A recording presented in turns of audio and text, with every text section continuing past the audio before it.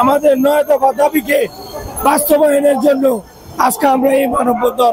অন্তর্বর্তী সরকারের কাছে 9 দফা দাবিতে স্মারকলিপি দিয়েছে বাংলাদেশ মানবাধিকার কমিশন। উপস্থাপিত দাবিগুলো মানবাধিকার কর্মীদের নিরাপত্তা সহ সারা দেশে 17 কোটি মানুষের দাবি বলে জানায় সংগঠনটি। জাতীয় প্রেস ক্লাবের সামনে 9 দফা দাবি আদায়ে এক মানববন্ধনের আয়োজন করে বাংলাদেশ মানবাধিকার কমিশন। মানববন্ধনে বক্তারা বলেন, আমাদের 9 দফা দাবিকে বাস্তবায়নের জন্য আজকে আমরা এই মানববন্ধন। আমাদের এই সদর দপ্তরের প্রতিষ্ঠাতা ডক্টর দিলদার মহোদয় সাহেবকে বিগত সরকার শেখ হাসিনা ফ্যাসিবাদী সরকার শুধু মানবাধিকার কর্মীদের নয়, এই ছাত্রদেরকে হামলা মামলা খুন করে এই দেশ থেকে পালিয়েছে। আমরা তার বিচার চাই।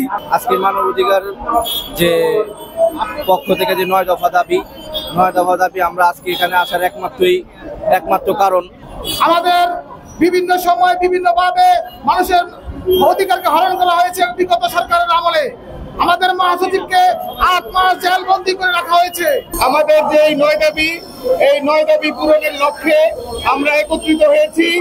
মানবাধিকার লঙ্ঘন করে ফাঁসি দেওয়া চলবে না। বাংলাদেশ মানবাধিকারের কোনো কর্মীকে হয়রানি করা যাবে না। আমাদের বাংলাদেশের প্রত্যেকটি জেলায় প্রত্যেকটি উপজেলায় কমিটি আছে।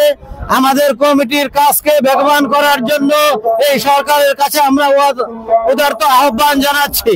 আমাদের মানবাধিকার যেসব কর্মীরা আহত, নির্যাতিত, নিপীড়িত আছে তাদের মাধ্যমে যেন খুব দ্রুত সরকারের কাছে একটি পেশ করেন, যেন দ্রুত বিচার করা হয়।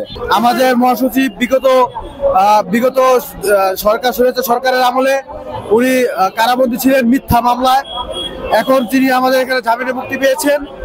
আর ডাক্তার কামাল হোসেন, জাতীয় মানবাধিকার কমিশনের চেয়ারম্যান, তার প্রত্যাহার এবং তাকে আসামি করে তাকে জেলে দেওয়া হয়। এই সুবাদে আমরা আজকে মানববন্ধনে এসেছি। আমেনা ইসলাম, আজকের সংবাদ।